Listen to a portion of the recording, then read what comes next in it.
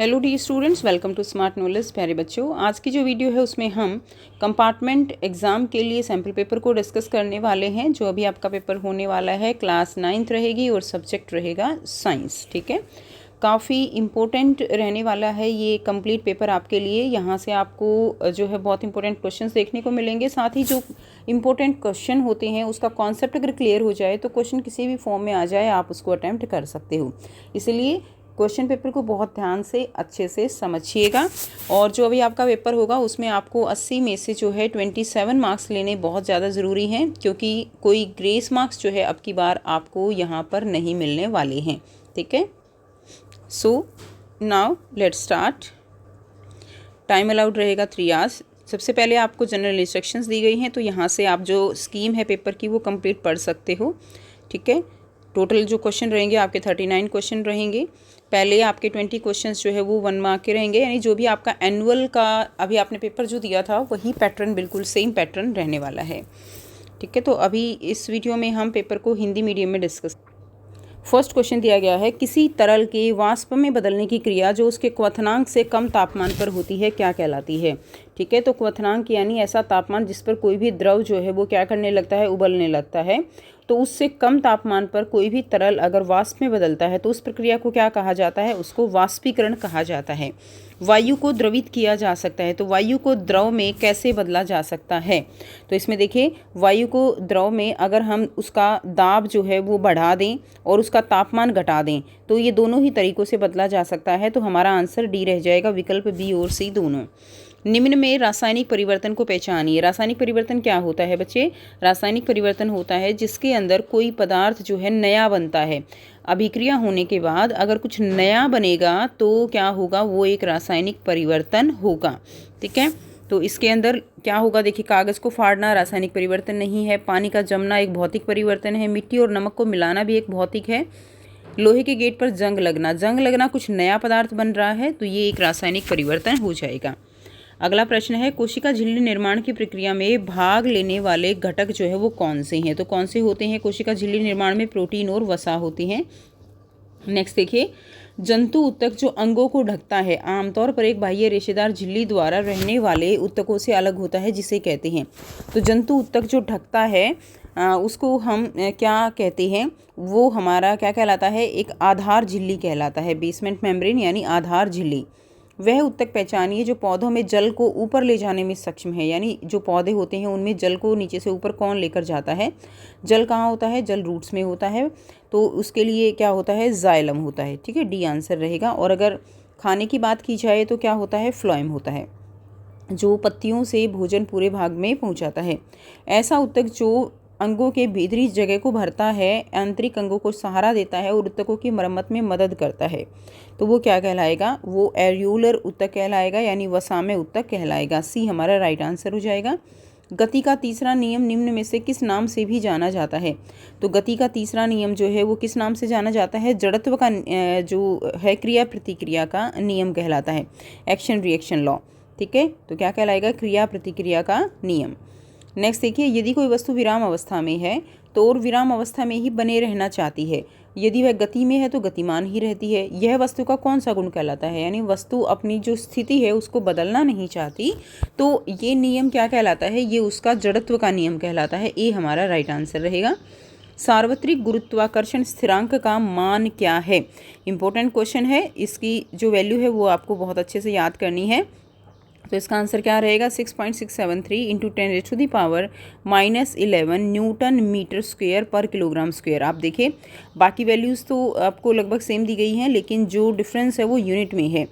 ठीक है, तो जो हमारा आंसर रहेगा दैट इज़ 10⁻, एक तो याद रखना है -11 है, न्यूटन मीटर स्क्वायर है, पर किलोग्राम स्क्वायर है।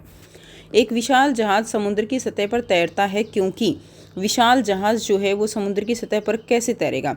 क्योंकि जहाज़ का घनत्व, कोई भी चीज़ कब तैरती है, जब उसका घनत्व पानी के घनत्व से क्या होगा, जो है कम होगा, तभी वो तैर पाएगी।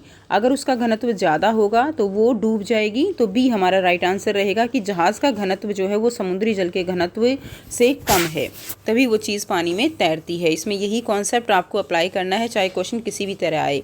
अगर कोई चीज़ तैरेगी तो इसका मतलब उसका घनत्व कम है, अगर कोई चीज़ डूब जाती है तो इसका मतलब उसका घनत्व ज़्यादा है।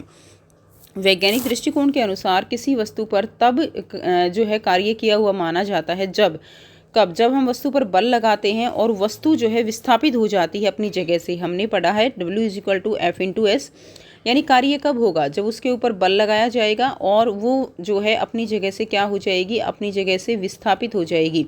दोनों ही कंडीशन जो है क्या होनी चाहिए, ज़रूरी हैं। इसलिए इसमें हमारा आंसर क्या रहेगा, डी होगा। बल लगाया गया और वस्तु क्या हुई, विस्थापित हुई। नेक्स्ट देखिए क्वेश्चन नंबर 13 है, प्रति एकांक समय में गुजरने वाली ध्वनि तरंग के संपीड़न या विरलन की कुल संख्या हमें देती है। तो संपीड़न या विरलन की कुल संख्या ये क्या बताती है, ये आवृत्ति बताती है। ठीक है, क्या बताएगी, आवृत्ति। नेक्स्ट देखिए, मुर्गी पालन अंडे और मांस उत्पादन के लिए किया जाता है, सही युग्म चुनिए। तो मुर्गी पालन जो है वो किस लिए किया जाता है, तो मुर्गी पालन दोनों चीज़ों के लिए किया जाता है। एक तो अंडे देने वाली नस्ल जो है वो लेयर, और ब्रॉयलर क्या होती है, मांस देने वाली नस्ल। तो दोनों, ये दोनों ठीक है। सेकंड और थर्ड हमारा आंसर रहेगा, तो बी हमारा राइट आंसर है इसमें। जब मछली पालन मछली प्राप्त करने के लिए किया जाता है तो उसे क्या कहते हैं, तो मछली संवर्धन कहते हैं। मछली पालन मछली प्राप्त करने के लिए है तो मछली संवर्धन कहलाएगा। निम्न में कौन सी गाय की नस्ल विदेशी है, विदेशी नस्ल बतानी है, तो विदेशी नस्ल कौन सी है, जर्सी जो है वो विदेशी नस्ल है। नेक्स्ट देखिए, 17 से 20 तक आपके कथन और कारण वाले क्वेश्चन हैं। इनमें अगर दोनों सत्य हैं और सही व्याख्या है तो आंसर ए रहता है। अगर दोनों ही सत्य है लेकिन सही व्याख्या नहीं है तो आंसर बी रहता है। ए सत्य है पर आर असत्य है तो आंसर सी रहता है, और ए असत्य है पर आर सत्य है तो आंसर डी रहता है। क्वेश्चन नंबर 17 दिया गया है, कथन ए है, पदार्थ x के 25 ग्राम और पदार्थ y के 4 ग्राम मिलकर 65 ग्राम उत्पाद जो है वो बनाते हैं। तो यहाँ पे 4 ग्राम की बजाय 40 ग्राम आप लिख सकते हो, और अगर 4 ग्राम लिखोगे तो ये ए हमारा गलत हो जाएगा। ठीक है, अगर 40 ग्राम लिखकर क्वेश्चन करते हैं तो ए हमारा सही हो जाएगा। और रीज़न क्या रहेगा, द्रव्यमान संरक्षण के नियम के अनुसार किसी रासायनिक अभिक्रिया में द्रव्यमान न तो उत्पन्न किया जा सकता है और न ही नष्ट होता है। तो ये इसका एक्सप्लेनेशन बिल्कुल ठीक है, क्योंकि देखिए कोई भी अभिक्रिया होती है उसके अंदर x+y अगर बनता है तो मान लीजिए XY कोई भी जो है नया पदार्थ बना। अब ये अगर 25 है और ये अगर 40 है तो ये कितना बनेगा, ये 65 बनेगा, और यही द्रव्यमान संरक्षण का नियम कहता है। ठीक है, लेकिन अगर यहाँ पे 4 ग्राम होता है और यहाँ पे 65 होता है तो ये गलत हो जाएगा। क्लियर, कॉन्सेप्ट ये रहेगा। नेक्स्ट देखिए, कथन दिया गया है, माइटोकॉन्ड्रिया कोशिका में नलिकाओं और पुटिकाओं का बड़ा जाल बनाते हैं जो पदार्थों के परिवहन में क्या है, सहायक होता है। तो ये जो है माइटोकॉन्ड्रिया के बारे में ये गलत दिया गया है। माइटोकॉन्ड्रिया में बनने वाला एटीपी कोशिका की ऊर्जा मुद्रा है जो जीवन के लिए आवश्यक रासायनिक क्रियाओं में प्रयोग होता है। ये बिल्कुल ठीक है। माइटोकॉन्ड्रिया पावर हाउस कहलाता है, बिजली घर कहलाता है, क्योंकि वहाँ पर ऊर्जा जो है वो संग्रहित होती है एटीपी की फॉर्म में। एटीपी की फुल फॉर्म आपको पता होनी चाहिए, एडिनोसिन ट्राइफॉस्फेट। ठीक है, तो इसमें क्या हो जाएगा, इसमें ए तो हमारा गलत हो गया और ए हमारा गलत हो गया और आर हमारा सही है। तो इसका आंसर हमारा क्या हो जाएगा, इसका आंसर हमारा यहाँ पर डी हो जाएगा। ठीक है, आंसर हमारा क्या रहेगा, डी, और इसका आंसर हमारा ए रहेगा। क्लियर। नेक्स्ट देखिए, क्वेश्चन नंबर 19 है, एक अंतरिक्ष यात्री का द्रव्यमान पृथ्वी और चंद्रमा दोनों पर 56 किलोग्राम था। तो ये बिल्कुल ठीक है कि जो देखिए यात्री का द्रव्यमान लिखा हुआ है, तो द्रव्यमान जो मास होता है यानी वो कहीं पर भी बदलता नहीं है, चाहे पृथ्वी हो या चंद्रमा हो। तो ये बिल्कुल ठीक है, किसी वस्तु का द्रव्यमान हर जगह समान रहता है। तो ये इसका एक्सप्लेनेशन भी बिल्कुल ठीक है, तो आंसर हमारा ए रहेगा। नेक्स्ट क्वेश्चन नंबर 20 देखिए, प्रतिध्वनि सुनने के लिए मूल ध्वनि और परावर्तित ध्वनि के बीच कम से कम 0.1 सेकंड का अंतर होना चाहिए। तो बिल्कुल ठीक है, परावर्तित ध्वनि और उसके बीच में 0.1 सेकंड का अंतर होना चाहिए। और प्रतिध्वनि के लिए ध्वनि स्रोत और परावर्तक सतह के बीच की दूरी कम से कम 34.4 मीटर होनी चाहिए। तो 34.4 नहीं होनी चाहिए, 17 मीटर जो है अप्रॉक्स होनी चाहिए। क्लियर है, तो ये फॉल्स हो गया, तो इसमें आंसर हमारा सी हो जाएगा। क्लियर। नेक्स्ट देखिए, सेक्शन बी दिया गया है, खंड इसमें बी देखेंगे। प्रश्न संख्या 21 से 26 अति लघु उत्तरीय प्रकार के प्रश्न रहेंगे। इसमें क्वेश्चन नंबर 21 है, ये 2-2 नंबर के क्वेश्चन रहते हैं। थोड़ा सा कपूर चूर्ण करके चीनी मिट्टी की प्याली में डाल दीजिए। कप को उल्टा करके सिरे पर रुई का एक टुकड़ा रख दीजिए। इसे धीरे धीरे जो है गर्म करिए। ठीक है, क्या करना है, इसको धीरे धीरे क्या करना है, हमें गर्म करना है। उपरोक्त गतिविधि किस प्रक्रिया का अवलोकन करने के लिए की जाती है, इसमें रुई के टुकड़े की भूमिका पर चर्चा कीजिए। तो इसमें देखिए कपूर लिया गया है और कपूर को अगर हम गर्म करते हैं तो ये सीधा किस में बदल जाएगा, ये गैस में बदल जाता है। और ये जो प्रोसेस होता है जिसके अंदर की जो ठोस चीज़ होती है वो सीधा किस में बदल जाए, गैस में बदल जाए। तो उस प्रक्रिया को क्या कहते हैं, उदरव्यपातन कहते हैं। अब उसके ऊपर हमने क्या लगाया हुआ है, आपकी बुक में जो है ये एक्टिविटी दी गई है। इसके अंदर अगर आप ध्यान से देखेंगे तो इसके ऊपर इस तरह से करके एक फ़नल रखी हुई है और फ़नल के यहाँ पे कॉटन लगाया हुआ है। जब इसको गर्म करते हैं तो ये फ़नल के ऊपर जो बेस पे कॉटन लगाया हुआ होता है, ये क्या करता है, ये जो वाष्प बनेंगे, यहाँ पे कपूर है, ये जो वाष्प बनेंगे इसको बाहर जाने से रोकता है। तो कपूर के वाष्प को बाहर निकलने से रोकने के लिए रुई का फाहा लगाया जाता है। इससे कपूर की वाष्प ठंडा होने पर फ़नल की भीतरी दीवारों पर ठोस रूप में जम जाती है। तो कपूर जो है वो ठंडा होने के बाद यहाँ इन दीवारों पर हमें मिलता है। क्लियर। नेक्स्ट देखिए, आपके पास निम्नलिखित वस्तुएं दी गई हैं।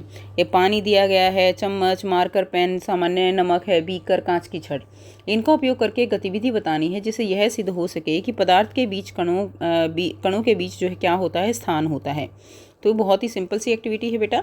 एक बीकर में हमें क्या लेना है, एक बीकर में हमें पानी लेना है और उसके स्तर को जो है हमें चिन्हित कर देना है। यानी यहाँ तक पानी भरा है, हमने क्या किया, इसको ए मार्क कर दिया।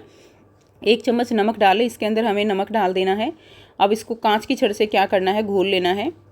उसके बाद पुनः जल का स्तर देखना है। अब हमने इसमें जो नमक है वो घोल दिया है, फिर से हमें देखना है कि क्या जो पानी का स्तर है वो ऊपर गया या यहीं ए पर था।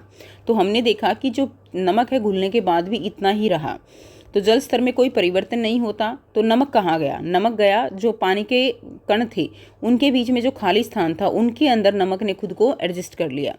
तो इससे ये प्रूव होता है कि नमक के कण जो है वो जल के कणों के बीच रिक्त जगह जो होती है, खाली जगह जो होती है उसमें चले जाते हैं। ठीक है। उसके बाद क्वेश्चन नंबर 23 देखिए, 1 विलियन में 80 ग्राम चीनी 320 ग्राम पानी में घुली हुई है। द्रव्यमान प्रतिशत के आधार पर उस चीनी की विलियन की सांद्रता आपको बतानी है। तो बहुत ही सिंपल है, सांद्रता कैसे निकालते हैं विलियन की। तो जो विलेय होता है, विलेय कितना है, इसके अंदर हमने क्या घोला है, 80 ग्राम चीनी। विलेय क्या होता है, जो कम मात्रा में होता है। तो विलेय यहाँ पे जो है चीनी है और यहाँ पे 320 ग्राम पानी। ये क्या है, 320 क्या है, यहाँ पे ये विलायक है। क्या है, ये विलायक है। ठीक है। अब हमारे पास जो फॉर्मूला होता है, कैसे निकालते हैं, विलेय का द्रव्यमान बटे में विलियन का। ध्यान दीजिए नीचे हमें क्या लेना है, विलियन का द्रव्यमान। तो और विलियन कैसे बनेगा, विलियन क्या होगा, विलेय प्लस विलायक, यानी क्या होगा 320 प्लस 80। तो कितना हो गया विलियन, 400 हो गया। तो यहाँ पे हम करेंगे 80 जो है क्या है हमारे पास विलेय है, डिवाइडेड बाय 400 और मल्टीप्लाइड बाय 100। तो इसको आप सॉल्व कर लेंगे तो ये आ जाएगा 20%। ठीक है। उसके बाद विकल्प ए और बी में से कोई एक करना है। रोहन ने कुछ काले चने रात भर पानी में भिगोए, सुबह उसने देखा कि वे फूल गए हैं, ऐसा क्यों हुआ।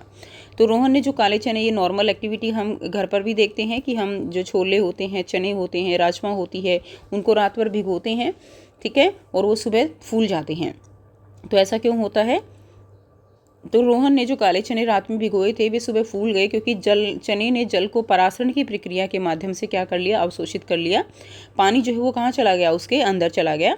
चने की कोशिकाएं अर्धपारगम्य झिल्ली से घिरी होती हैं। जब उन्हें जल में डाला गया तो जल उच्च सांद्रता से निम्न सांद्रता की ओर जो है वो क्या कर गया, प्रवेश कर गया, जिससे चने क्या हो गए, चने जो है वो फूल गए।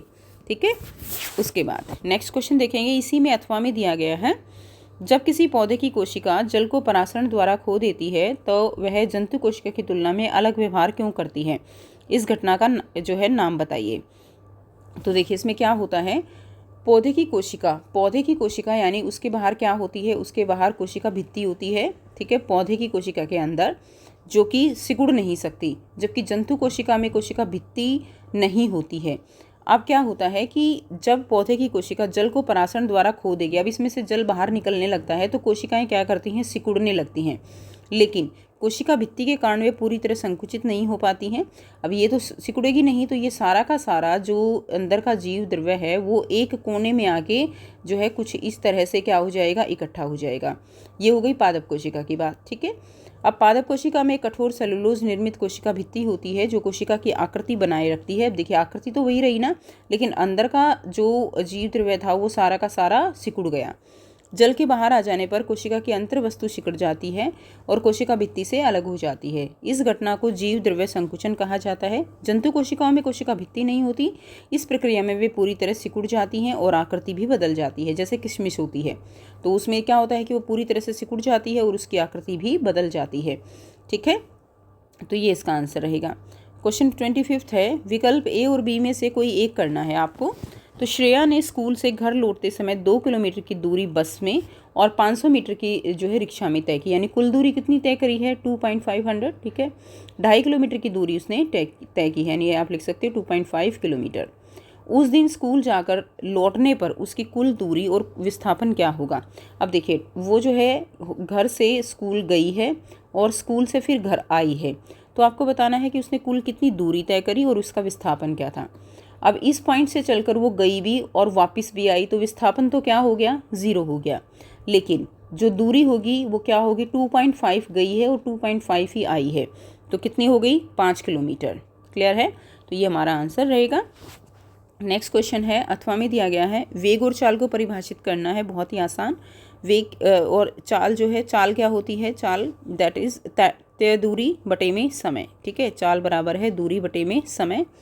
और वेग क्या होता है? वेग है विस्थापन बटे में समय।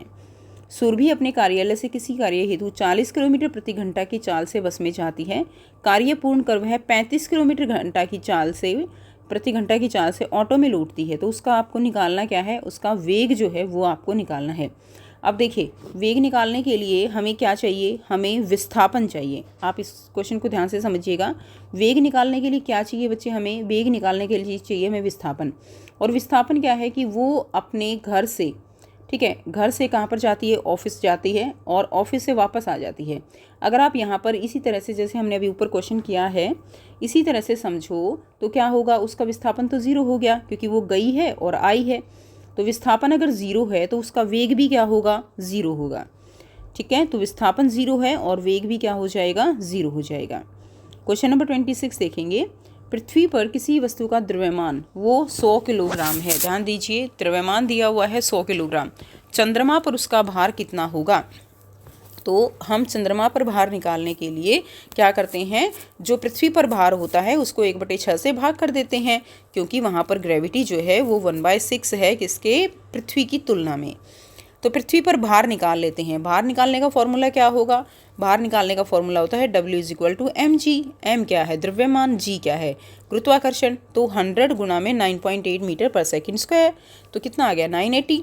अब 980 ये हो गया पृथ्वी पर भार। चंद्रमा पर निकालने के लिए क्या करेंगे? इसको 1/6 से भाग कर देंगे और हमारा आंसर कितना आ जाएगा? 163.33 न्यूटन। ठीक है, न्यूटन जो है वो किसकी यूनिट होती है? भार की। क्योंकि भार क्या है? एक तरह का बल होता है। भार क्या है? एक तरह का बल है। जैसे आपको पता है ना, F = ma होता है और ये भी फोर्स है। और अगर W की बात करें तो mg होता है। बस यही फ़र्क होता है, इसीलिए यूनिट इसकी क्या रहती है? न्यूटन। नेक्स्ट देखिए, सेक्शन सी दिया गया है। प्रश्न संख्या 27 से 33 लघु उत्तरीय प्रकार के प्रश्न हैं। तो विकल्प ए और बी में से आप देखेंगे। निम्नलिखित को सजातीय या विसमांगी मिश्रण के रूप में वर्गीकृत कीजिए। हमने पढ़ा है सजातीय मतलब समांगी। सजातीय किसको बोलते हैं? समांगी। समांगी या विषमांगी के रूप में वर्गीकृत करना है। समांगी क्या होते हैं? समांगी जिनके अंदर जो पार्टिकल होते हैं उनको हम अलग अलग पहचान नहीं सकते, वो समांगी होते हैं। और विषमांगी जिनको हम पहचान सकते हैं। जैसे कि अगर हम बात करें वायु की, तो वायु में हम जो तत्व हैं उनके अंदर उनको पहचान नहीं सकते, अलग अलग जो भी उसके घटक हैं, तो वायु क्या हो जाएगा? समांगी हो जाएगा। मिट्टी है, मिट्टी जो है कैसा है? विषमांगी है। सोडा वाटर जो है समांगी हो जाएगा। शेविंग क्रीम कैसी है? शेविंग क्रीम जो है वो एक विषमांगी मिश्रण है। टिंचर आयोडीन समांगी है। और दूध कैसा है? दूध जो है विषमांगी रहेगा। नेक्स्ट देखिए, अथवा में तत्व यौगिक और मिश्रण में वर्गीकृत करना है। तत्व और यौगिक ये दोनों क्या होते हैं, ये शुद्ध होते हैं। शुद्ध पदार्थ अगर आए तो ध्यान दीजिएगा, तत्व और यौगिक को शुद्ध की कैटेगरी में डालेंगे और मिश्रण को हम किस में डालते हैं, मिश्रण को हम अशुद्ध की कैटेगरी में डालते हैं। ठीक है। अब सिलिकॉन क्या है, सिलिकॉन एक तत्व है, तो क्या हो जाएगा, सिलिकॉन जो है तत्व है। कार्बन डाइऑक्साइड क्या है, एक यौगिक है जिसका फॉर्मूला क्या होता है, CO2। तत्व आपस में एक फिक्स रेशो में मिलके, एक अनुपात में मिलकर क्या बनाते हैं, यौगिक बनाते हैं। और अगर किसी भी अनुपात में नहीं मिलते हैं, एक पर्टिकुलर रेशो में नहीं मिलते हैं, तो वो क्या कहलाते हैं, वो मिश्रण कहलाते हैं। अब यहाँ पे रक्त दिया गया है, तो रक्त जो है वो क्या हो जाएगा, रक्त एक मिश्रण हो जाएगा। उसके बाद चीनी दिया गया है, तो चीनी का एक फॉर्मूला होता है, चीनी क्या है, एक यौगिक है। ठीक है, शर्करा कह लो, चीनी कह लो, एक ही बात है। उसके बाद तांबा, तांबा भी क्या है, एक तत्व है जिसका सिंबल क्या होता है, जिसका सिंबल होता है Cu। उसके बाद नमक का विलयन, नमक का विलयन बनाया गया है, तो वो क्या है, नमक का विलयन जो है वो एक मिश्रण है, लवण घोल कहो या नमक का विलयन कहो। उसके बाद नेक्स्ट देखिए क्वेश्चन 28 है, समस्थानिक शब्द से आप क्या समझते हैं। विभिन्न क्षेत्रों में समस्थानिकों के 2 उपयोग आपको लिखने हैं। समस्थानिक क्या होते हैं, किसी तत्व के वे परमाणु जिनका परमाणु क्रमांक तो समान होता है, ठीक है, और परमाणु भार जो है, द्रव्यमान, वो अलग अलग होता है। जैसे कार्बन 6 और 12 है, इनका परमाणु क्रमांक तो दोनों का 6 है, लेकिन इनका परमाणु भार अलग अलग है, तो ये दोनों एक दूसरे के क्या हैं, समस्थानिक हैं। इसके अलावा और भी एग्जाम्पल हैं, ठीक है, ये हाइड्रोजन का एग्जाम्पल हो जाएगा। तो ये देखिए, ये प्रोटियम, ड्यूटेरियम और ट्रीटियम, ये भी क्या है, एक दूसरे के समस्थानिक हैं। अब बात करते हैं इनके उपयोग की। तो उपयोग में यूरेनियम जो है वो किस में प्रयोग होता है, नाभिकीय रिएक्टर में। यूरेनियम किस में प्रयोग होगा, नाभिकीय रिएक्टर में। कोबाल्ट जो है वो कैंसर के उपचार में। आयोडीन जो है वो घेंगा रोग के उपचार में होगा। ठीक है। उसके बाद क्वेश्चन नंबर 29 है, इसको समझेंगे।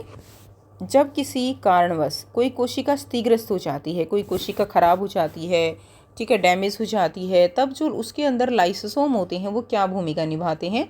इस भूमिका के कारण इन्हें और किस नाम से जाना जाता है। तो देखिए, जब लाइसोसोम फट जाते हैं तो ये शक्तिशाली, उनके जो लाइसोसोम होते हैं उनके अंदर क्या होते हैं, उनके अंदर शक्तिशाली पाचक एंजाइम होते हैं। ठीक है। अब जैसे ही वो फटेगा तो जो पाचक एंजाइम हैं वो रिलीज़ हो जाएंगे और वो बाहर निकल जाएंगे, और वो क्या करेंगे, वो सभी जैविक पदार्थों को तोड़ देते हैं और अपनी ही कोशिका को क्या कर लेते हैं, वो पचा लेते हैं। इसीलिए इन्हें क्या कहा जाता है, कोशिका की आत्म हत्या थैलियाँ या आत्मघाती थैलियाँ भी कहा जाता है। आप यहाँ पे ये वर्ड भी यूज़ कर सकते हो, आत्मघाती थैलियाँ भी उनको कहा जाता है, क्योंकि वो अपनी ही कोशिका को क्या कर देते हैं, पूरी तरह से खा जाते हैं, अगर वो कोशिका काम करना बंद कर दे तो। ठीक है, इसीलिए उनको आत्मघाती थैलियाँ, आत्महत्या थैलियाँ कहा जाता है, सुसाइडल बैग। क्वेश्चन नंबर 30 देखेंगे, सरल स्थायी ऊतकों की तुलना करें, कोशिका भित्ति की मोटाई और अंतर कोशिकीय स्थानों पर एक तालिका बनाएं। तो सरल स्थायी ऊतक कौन कौन से होते हैं, आपने अच्छे से पढ़ा है कि जो ऊतक हैं वो 2 टाइप के हैं, सरल ऊतक और जटिल ऊतक। जटिल ऊतक में तो जाइलम फ्लोएम आता है, और सरल ऊतक जो है उनके अंदर हम सरल जो स्थायी ऊतक हैं, क्लियर है, उसके अंदर कौन कौन से आते हैं, पैरेन्काइमा, कोलेनकाइमा और स्क्लेरेन्काइमा। तो अंतर कोशिकीय स्थान पैरेन्काइमा में ज़्यादा होता है, ठीक है, कोलेनकाइमा में कम होता है, क्योंकि उसकी जो मोटाई है किनारों से वो बढ़ जाती है, और स्क्लेरेन्काइमा में और ज़्यादा मोटाई बढ़ जाती है, जिसकी वजह से स्थान जो है वो क्या होता है, बहुत ही कम रहता है। जैसे कि ये क्या है, ये पैरेन्काइमा है, अब इनके अंदर क्या होता है, स्पेस होता है। लेकिन अब कोलेनकाइमा में क्या होगा कि इनके जो थिकनिंग है वो क्या हो जाएगी, यहाँ पे इनकी थिकनिंग बढ़ती चली जाएगी, जिसकी वजह से स्थान कम हो गया, और स्क्लेरेन्काइमा में बहुत ही कम हो जाता है। कोशिका भित्ति की जो मोटाई होती है पैरेन्काइमा में बहुत पतली होती है, कोलेनकाइमा में ये कोनों से मोटी हो जाती है, और स्क्लेरेन्काइमा में ये बहुत मोटी हो जाती है। अगला क्वेश्चन देखिए, दिए गए वेग समय ग्राफ का ध्यानपूर्वक अध्ययन कीजिए। तो ये वेग समय ग्राफ दिया गया है आपको, ठीक है, तो वेग समय ग्राफ है, इसका अध्ययन करना है। वेग में क्या परिवर्तन देखा जा रहा है, तो यहाँ पे वेग में परिवर्तन देखेंगे और त्वरण के मान की गणना करनी है। अब पहले ग्राफ समझ लेते हैं। यहाँ पे आपको वेग दिया गया है, और यहाँ पे क्या दिया गया है, यहाँ पे दिया गया है समय, ठीक है। अब वेग समय ग्राफ किसके बारे में बताता है, तो वेग समय ग्राफ जो है वो हमेशा किसके बारे में बताएगा, त्वरण के बारे में। और अगर यहाँ पे दूरी समय ग्राफ होता, दूरी समय ग्राफ, तो वो किसके बारे में बताता, वो चाल के बारे में बताता, क्लियर है? इस चीज़ों को बहुत समझना ज़रूरी है आपके लिए। बहुत बच्चों को कन्फ्यूज़न रहती है ग्राफ्स के बारे में। तो अगर यहाँ पे वेलोसिटी यानी यहाँ पे वेग है और समय है, तो किसके बारे में बताएगा? त्वरण के बारे में बताएगा। अब यहाँ पे अगर आप देखें तो जब स्टार्टिंग में जो वेग था वो कितना था? 30 था। और जैसे जैसे टाइम बीता तो वेग कम हो रहा है, यानी एक तरह से गाड़ी जो है उसके ऊपर क्या लग रहा है? ब्रेक लगाया जा रहा है। मान लीजिए गाड़ी चल रही है और तो वेग कम होने का मतलब क्या है यहाँ पे कि क्या किया जा रहा है? उसके ऊपर ब्रेक लगाया जा रहा है। तो ग्राफ के ढाल में अब यहाँ से सबसे पहले देखते हैं कि वेग में क्या परिवर्तन देखा जा रहा है। तो वेग क्या हो रहा है? कम हो रहा है। ठीक है, तो ग्राफ के ढाल से गति में कमी और समान रूप से घट रही है। तो देखिए बिल्कुल समान रूप से घट रही है, ऐसे उबड़ खाबड़ नहीं है, बिल्कुल समान रूप से लगातार जो है गति कम हो रही है। ठीक है, अब त्वरण निकालना है। तो त्वरण कैसे निकालेंगे? देखिए ए क्या होता है? त्वरण होता है। तो v बटे में u ये हम निकाल सकते हैं, यानी v बटे में टाइम। ठीक है, वेग बटे में समय। इस तरह से क्या निकलता है? त्वरण निकलता है।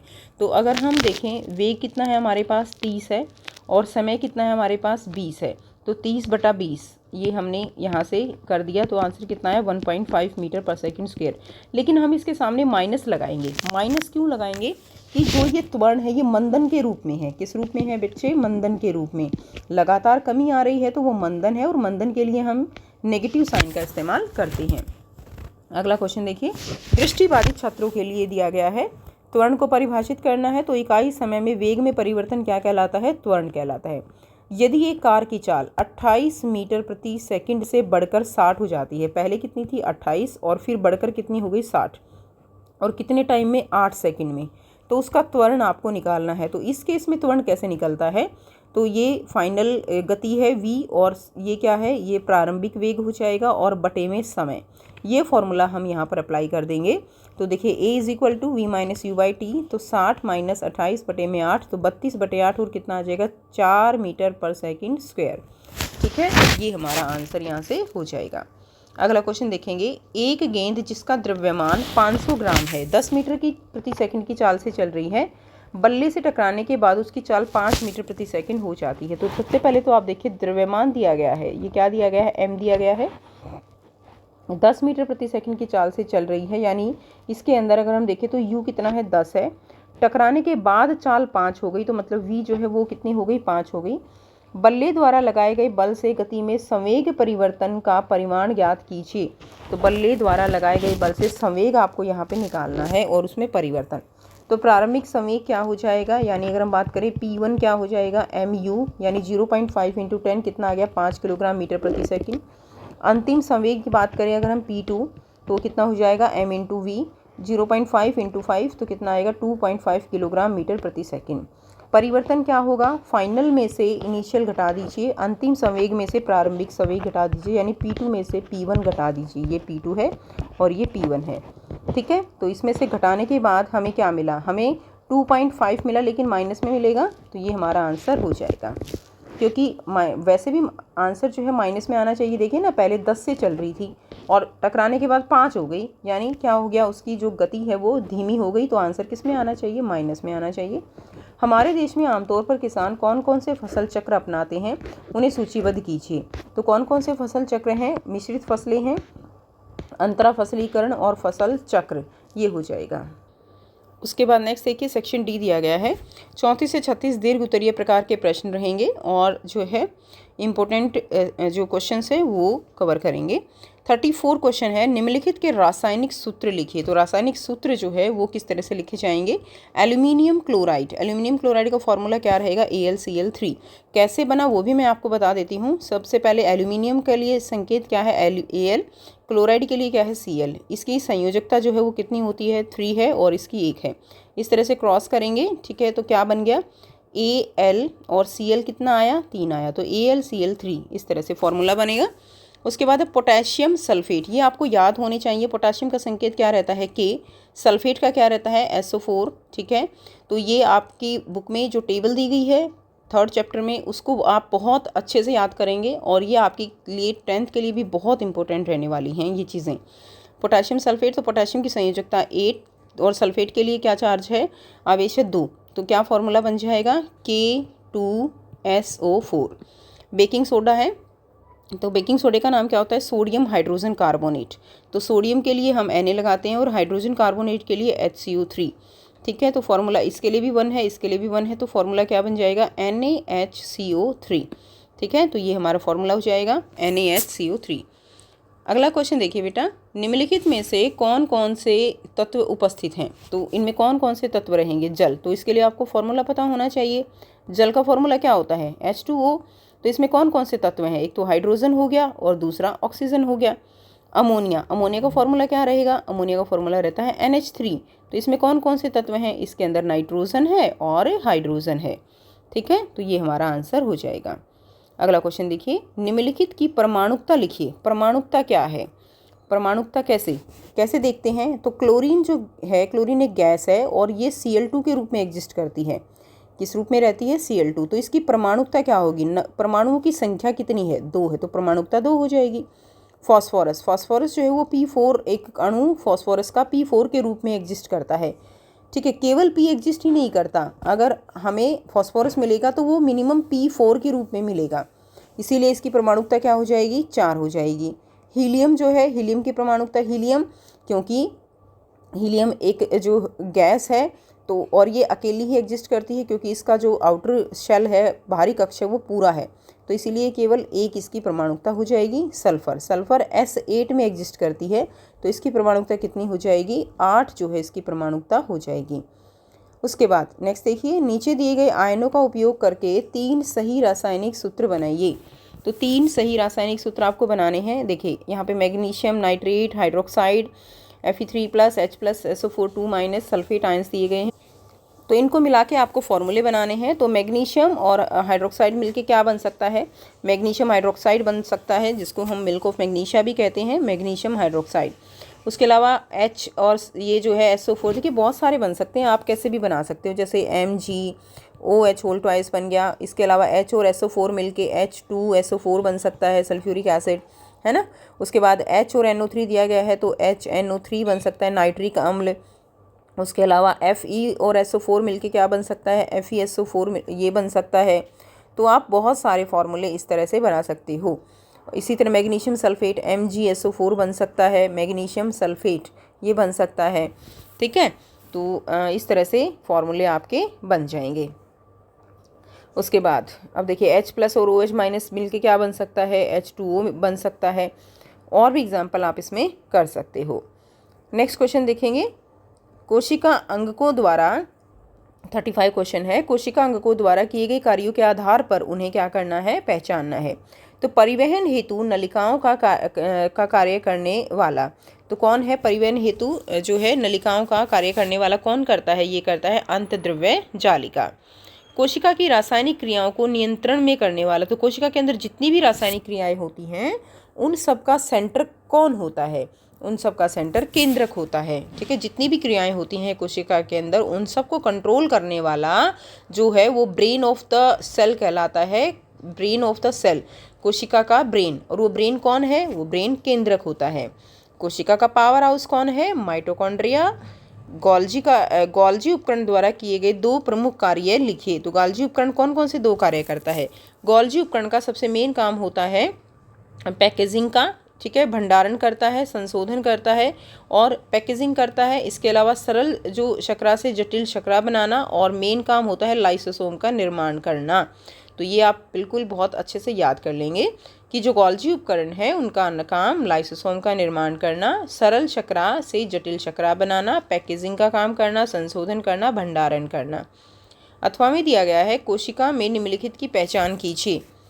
तो प्रोटीन संश्लेषण का स्थान, प्रोटीन संश्लेषण का स्थान जो है वो क्या होता है? कहाँ पर बनता है प्रोटीन? वो बनता है राइबोसोम में। ठीक है, कोशिका भित्ति को संरचनात्मक दृढ़ता प्रदान करता है, तो कौन करता है? सेलुलोज जो है वो कोशिका भित्ति को संरचनात्मक दृढ़ता प्रदान करता है। कोशिका के लिए भंडारण थैली, कोशिका के लिए भंडारण थैली कौन है? रसधानियाँ जो है वो उसकी भंडारण थैली हैं।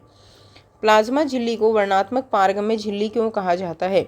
तो प्लाज्मा झिल्ली वो कुछ ही पदार्थों को अपने अंदर बाहर आने देती है, उसकी परमिशन देती है, इसीलिए उसको वर्णात्मक पारगम्य झिल्ली कहा जाता है। ठीक है, तो यह कुछ पदार्थों को ही प्रवेश और निर्गमन की अनुमति देता है और अन्य को रोकता है। नेक्स्ट क्वेश्चन देखेंगे। अगला क्वेश्चन है 36, गतिज ऊर्जा और स्थितिज ऊर्जा को परिभाषित करना है। तो गतिज ऊर्जा क्या होती है? किसी भी वस्तु की गति के कारण उसमें निहित ऊर्जा गतिज ऊर्जा कहलाती है। तो किसी वस्तु की गति के कारण जो ऊर्जा होती है उसको क्या कहेंगे? गतिज ऊर्जा। स्थितिज ऊर्जा क्या होगी? किसी वस्तु की स्थिति के कारण जो ऊर्जा है उसको हम स्थितिज ऊर्जा कहेंगे। अब अगला क्वेश्चन है, एक 45 किलोग्राम द्रव्यमान वाली लड़की, यानी m कितना दे दिया हमें? m दे दिया हमें 45 kg, एक इमारत की 28 मीटर ऊंचाई तक चढ़ती है, यानी हाइट कितनी दे दी? 28 मीटर। तो उसमें कितनी ऊर्जा संचित होती है? तो हाइट के अकॉर्डिंग जो ऊर्जा होती है वो क्या होती है? स्थितिज ऊर्जा। तो उसके लिए फॉर्मूला क्या होगा? mgh। फॉर्मूला क्या है? mgh। तो क्या हो जाएगा? 45 इंटू 10 इंटू में 28। 10 क्या है यहाँ पे? जी की वैल्यू हमने ले ली है, तो 12,600। यहाँ पे आप 9.8 भी ले सकते हो, ऐसा कुछ नहीं है। 10 से कैलकुलेशन थोड़ा ईजी हो जाती है, इसलिए हम 10 भी ले लेते हैं। अथवा में दिया गया है, शक्ति को परिभाषित करना है। ऊर्जा और शक्ति की एसआई इकाई क्या है? तो शक्ति को परिभाषित कीजिए। तो शक्ति क्या होता है? कार्य करने की दर या ऊर्जा की खपत की दर क्या कहलाता है बच्चों? शक्ति कहलाता है। इसकी एसआई इकाई क्या होगी? इसकी ऊर्जा की एसआई इकाई जूल होगी, ठीक है। और शक्ति की एसआई इकाई क्या होती है? वॉट होती है। आप घर में बल्ब देखते हो ना कि इतने वॉट का बल्ब है, तो वो क्या है? उसकी शक्ति है, ठीक है। और ऊर्जा की क्या रहती है? जूल रहती है। यदि कोई विद्युत उपकरण 5 सेकंड में 1000 जूल विद्युत ऊर्जा खर्च करता है तो उसकी शक्ति ज्ञात कीजिए। कोई विद्युत उपकरण 5 सेकंड में 1000 जूल। तो देखिए हमारे पास शक्ति का फॉर्मूला क्या है? P = एनर्जी अपॉन में समय, E/T। एनर्जी कितनी दी गई है? ऊर्जा है 1000 जूल, और समय कितना है? 5 सेकंड। तो ये इससे कट जाएगा, कितना आ जाएगा? 200 वॉट हमारा यहाँ से आंसर हो जाएगा, ठीक है। नेक्स्ट क्वेश्चन, नेक्स्ट सेक्शन देखेंगे, लास्ट सेक्शन ई है, खंड ई दिया गया है। प्रश्न संख्या 37 से 39 आधारित हैं किसी स्थिति और आंकड़ों पर, और इसके अंदर आपको ऑप्शन भी देखने को मिलेंगे। तो चलिए देखते हैं। इसमें क्वेश्चन नंबर 37 दिया गया है कि जो मधु है छुट्टियों में अपने दादाजी से मिलने गई। दादाजी ने उससे पूछा कि विज्ञान में क्या पढ़ रही है। मधु ने बताया कि वह परमाणु और उपपरमाणविक कणों के बारे में पढ़ रही है, ठीक है। अब बात करते हैं, पहले तो आप ये जानिए कि उपपरमाणविक कण क्या होते हैं। तो उपपरमाणविक कण होते हैं इलेक्ट्रॉन, प्रोटॉन और न्यूट्रॉन। इनको क्या कहा जाता है? उपपरमाणविक कण कहा जाता है। ए दिया गया है, यदि किसी परमाणु में 18 प्रोटॉन 22 न्यूट्रॉन हैं तो उसका परमाणु द्रव्यमान कितना होगा? तो परमाणु द्रव्यमान को हम ए से डिनोट करते हैं। और परमाणु द्रव्यमान जो है वो किस किस से मिलके बनता है? वो उसके अंदर क्या होते हैं? प्रोटॉन और न्यूट्रॉन। एक परमाणु के अंदर नाभिक में उसका परमाणु भार होता है, और वहाँ पर क्या क्या उपस्थित होते हैं? प्रोटॉन और न्यूट्रॉन। यहाँ पे प्रोटॉन कितने हैं? 18, और न्यूट्रॉन कितने हैं? 22। तो परमाणु द्रव्यमान कितना हो गया? 40 U, ठीक है। उसके बाद किसी तत्व के x का इलेक्ट्रॉन विन्यास 282 है। x की पहचान करनी है, तो 282, 8 और 2 10 और 2 12, 12 जो है इसका क्या हो गया? परमाणु क्रमांक हो गया। और 12 परमाणु क्रमांक किसका होता है? वो मैग्नीशियम का होता है। ये आपको याद करने होते हैं, ठीक है। अगला क्वेश्चन अगर हम देखें तो देखिए, नियोन परमाणु संख्या 10 की संयोजकता को शून्य कहा जाता है। तो नियोन की संयोजकता शून्य क्यों है? नियोन का परमाणु क्रमांक कितना होता है? परमाणु क्रमांक यानी परमाणु संख्या 10 है। इसका इलेक्ट्रॉनिक विन्यास क्या हो जाएगा? 2 और 8, यानी इसका बाहरी कक्ष जो है वो 8 इलेक्ट्रॉन से पूरा है, इसीलिए इसकी संयोजकता क्या है? शून्य है, ठीक है। तो पूर्ण बाह्य कक्ष है, इसीलिए संयोजकता शून्य रहेगी।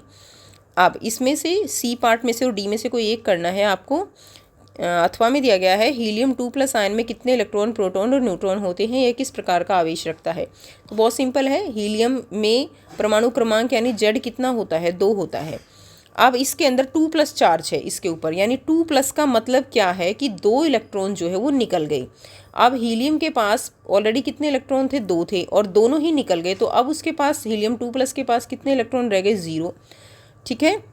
तो उसके इलेक्ट्रॉन तो हो गए 0, लेकिन उसके प्रोटॉन तो कितने रहेंगे? 2 ही रहेंगे। तो प्रोटॉन 2 है, और उसका जो आवेश देखिए ये इस तरह से होता है। हीलियम परमाणु भार उसका A होता है 4, परमाणु क्रमांक होता है 2। परमाणु क्रमांक 2 है तो प्रोटॉन 2 हो गए, परमाणु भार 4 है। अगर न्यूट्रॉन की संख्या निकालें तो 4 में से 2 घटा देंगे तो 2 आ जाएगा, तो न्यूट्रॉन की संख्या 2 रह गई। इलेक्ट्रॉन उसके पास 2 थे केवल, दोनों निकाल लिए तो इलेक्ट्रॉन 0 आ जाएंगे। आवेश, आवेश तो 2 + 2 इलेक्ट्रॉन निकाले हैं ना, जब निकालते हैं तो प्लस का चार्ज आता है, जब लेता है कोई तो माइनस का आएगा। तो आवेश कितना हो गया, 2+ हो गया। क्वेश्चन 38 है, राशि सब्जी काटते समय चाकू से घायल हो गई, घाव से खून बहने लगा और उसे तेज दर्द हुआ। उसकी बहन ने डेटोल से घाव साफ किया। राशि को दर्द किस ऊतक के कारण हुआ? तो दर्द हमें किस ऊतक के कारण फील होता है कि हमें दर्द हो रहा है? तो वो होता है तंत्रिका ऊतक। उस ऊतक का एक कोशिका का चित्र बनाइए और उसके 2 भागों को लेबल कीजिए। तो हम ये जो है कोशिका का चित्र है, न्यूरॉन का चित्र है, तो ये आपको बहुत अच्छे से आता है। तो इसमें देखिए केंद्रक दिया गया है, ये क्या होता है केंद्रक, ये क्या है कोशिका काय है, ये क्या है, ये द्रुमिका बोलते हैं इनको, ये बीच का ये क्या है, ये तंत्रिकाक्ष है यानी एक्सॉन बोलते हैं, ये तंत्रिकाक्ष जो येलो दिखाई दे रहा है आपको, ठीक है। उसके बाद ये जो ऊपर होती है ये इसकी माइलिन शीथ होती है, और ये लास्ट में क्या है, ये तंत्रिका का अंतिम सिरा है। बहुत ही आसान और इम्पोर्टेंट डायग्राम है। उस ऊतक की कोशिका के 2 भागों के नाम लिखिए। तो 2 भागों के नाम लिख दीजिए, केंद्रक है, कोशिका काय है, द्रुमिका है, कोई भी 2 भाग आप इसमें लिख सकते हो। उसके बाद कोई एक करना है, यह ऊतक हमारे शरीर के किन 2 भागों में पाया जाता है? तो देखिए यह ऊतक किन भागों में, मस्तिष्क है, रीढ़ की हड्डी है, जो हमारा परिधीय तंत्रिकाएं हैं जिससे हमें सेंसेशन फील होती हैं, वो उन सभी में क्या है, तंत्रिका ऊतक है। क्लियर? इस ऊतक का मुख्य कार्य क्या है? तो शरीर में एक स्थान से दूसरे स्थान तक संदेशों को ग्रहण करना और भेजना, इसका क्या रहेगा, मुख्य कार्य रहेगा। उसके बाद नेक्स्ट क्वेश्चन देखेंगे। क्वेश्चन नंबर 39 है, गगन को पेट में तेज दर्द हुआ, उसने तुरंत डॉक्टर से संपर्क किया। डॉक्टर ने उसे किडनी स्टोन की जांच के लिए अल्ट्रासाउंड कराने को कहा। अल्ट्रासाउंड के बारे में आप सब बच्चों को पता है, अल्ट्रासाउंड कराया जाता है, ठीक है। अब पराध्वनि क्या होती है? तो 20,000 हर्ट्ज से ऊपर की ध्वनि क्या कहलाती है, पराध्वनि कहलाती है। तो 20 किलो हर्ट्ज या 20,000 हर्ट्ज कह सकते हो से अधिक आवृत्ति ध्वनि तरंगे क्या कहलाएंगी, पराध्वनि तरंगे। पराध्वनि संसूचक कैसे कार्य करता है? तो पराध्वनि जो संसूचक है, ये तरंगे हमारे जो भी हमारे बॉडी के टिश्यू हैं, ऊतक हैं, उनसे होके गुजरती हैं, और क्या होता है कि वहाँ पे घनत्व अलग अलग रहता है। तो घनत्व के अंतर पर ये क्या हो जाती हैं, ये परावर्तित हो जाती हैं और इलेक्ट्रिक सिग्नल में बदल जाती हैं, जिससे हम जो अल्ट्रासाउंड फिल्म होती है उसमें हम वहाँ की पोजीशन को देख पाते हैं, ऊतकों की पोजीशन को देख पाते हैं, जिससे अंगों की क्या बन जाती है, इमेज बन जाती है, छवि बन जाती है। अगला क्वेश्चन देखिए, कोई एक करना है सी और डी में से। तो सी दिया गया है, गर्भावस्था के दौरान अल्ट्रासाउंड क्यों किया जाता है? तो बच्चे क्यों किया जाता है कि जो भ्रूण होता है, बच्चा जो होता है, उसमें उसके अंदर कोई विकृति नहीं है या उसकी वृद्धि कैसी चल रही है, उन सभी चीज़ों की जांच के लिए हम क्या करते हैं, अल्ट्रासाउंड करते हैं गर्भावस्था के दौरान।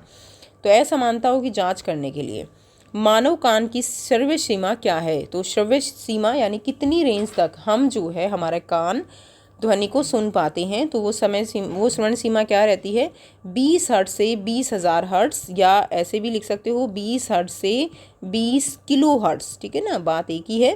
20 हर्ट्ज से 20 किलो हर्ट्ज जो है वो हमारे मानव कान की श्रव्य सीमा है, केवल हमें इसी रेंज में सुनाई दे सकता है।